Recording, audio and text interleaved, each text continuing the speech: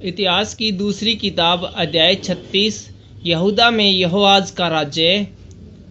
तब देश देश के लोगों ने योशिया के पुत्र यहोआज को लेकर उसके पिता के स्थान पर यरूशलेम में राजा बनाया। जब यहोआज राज्य करने लगा तब वह 23 वर्ष का था और 3 महीने तक यरूशलेम में राज्य करता रहा।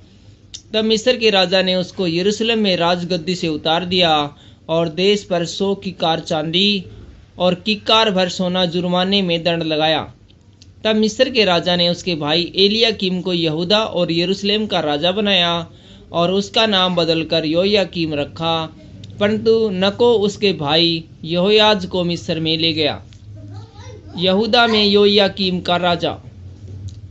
जब योयाकीम राज्य करने लगा तब वह 25 वर्ष का था और 11 वर्ष तक यरूशलेम में राज्य करता रहा। उसने वह काम किया जो उसके परमेश्वर यहोवा की दृष्टि में बुरा है। उस पर बेबीलोन के राजा नबूकदनेस्सर ने चढ़ाई की और बेबीलोन ले जाने के लिए उसको पीतल की बेड़ियां पहना दी।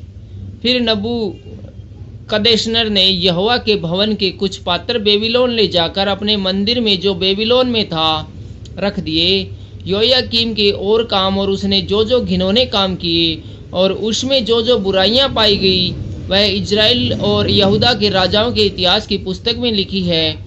और उसका पुत्र योयाकीन उसके स्थान पर राज्य करने लगा। यहूदा में योयाकीम का राज्य। जब योयाकीन राज्य करने लगा तब वह 8 वर्ष का था और 3 महीने और 10 दिन तक यरूशलेम में राज्य करता रहा। उसने वह किया जो परमेश्वर यहोवा की दृष्टि में बुरा है। नए वर्ष के लगते ही नबूकदनेस्सर ने लोगों को भेजकर उसे और यहोवा के भवन के मन भावने पात्रों को बेबीलोन में मंगवा लिया और उसके भाई सिदकिय्याह को यहूदा और यरूशलेम पर राजा नियुक्त किया। यहूदा में सिदकिय्याह का राज्य। जब सिदकिय्याह राज्य करने लगा तब वह 21 वर्ष का था और यरूशलेम में 11 वर्ष तक राज्य करता रहा। उसने वही किया जो उसके परमेश्वर यहोवा की दृष्टि में बुरा है। यद्यपि यिर्मयाह नबी यहोवा की ओर से बातें करता था तो भी वह उसके सामने दीन न हुआ। फिर नबूकदनेस्सर जिसने उसे परमेश्वर की शपथ खिलाई थी उससे उसने बलवा किया और उसने हठ किया और अपना मन कठोर किया कि वह इजराइल के परमेश्वर यहोवा की ओर न फिरे। यरूशलेम का पतन। सब प्रधान याजकों ने और लोगों ने भी अन्य जातियों के से घिनौने काम करके बहुत बड़ा विश्वासघात किया और यहोवा के भवन को जो उसने यरूशलेम में पवित्र किया था अशुद्ध कर डाला।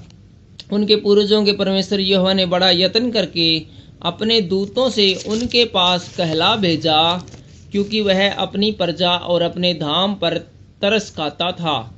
परंतु वे परमेश्वर के दूतों को ठट्ठे में उड़ाते, उनके वचनों को तुच्छ जानते, उनके नबियों की हंसी करते थे। अतः यहोवा अपनी प्रजा पर ऐसा झुंझला उठा कि बचने का कोई उपाय न रहा। तब उसने उन पर कसदियों के राजा से चढ़ाई करवाई और इसने उनके जवानों को उनके पवित्र भवन ही में तलवार से मार डाला। और क्या जवान, क्या कुंवारियां, क्या बूढ़े और क्या पक्के बाल वाले, किसी पर भी कोमलता न की। यहोवा ने सभी को उनके हाथ में कर दिया, क्या छोटे क्या बड़े। परमेश्वर के भवन के सब पात्र और यहोवा के भवन और राजा और उसके हाकिम के खजाने, इन सभी को वह बेबीलोन में ले गया। कसदियों ने परमेश्वर का भवन फूंक दिया और यरूशलेम की शहरपनाह को तोड़ डाला और आग लगाकर उसके सब भवनों को जला दिया और उसमें का सारा बहुमूल्य सामान नष्ट कर दिया। जो तलवार से बच गए उन्हें वह बेबीलोन को ले गया और फारस के राज्य के प्रबल होने तक वे उसके और उसके बेटे पोतों के अधीन रहे।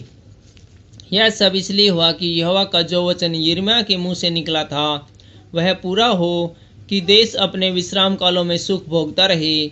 इसलिए जब तक वह सुना पड़ा रहा तब तक अर्थात 70 वर्ष के पूरे होने तक उसको विश्राम मिला। राजा कुस्रू के शासनकाल में यहूदियों की वापसी। फारस के राजा कुस्रू के पहले वर्ष में यहोवा ने उसके मन को उबारा कि जो वचन यिर्मयाह के मुंह से निकला था वह पूरा हो। इसलिए उसने अपने समस्त राज्य में यह प्रचार करवाया और इस आशय की चिट्ठियां लिखवाई।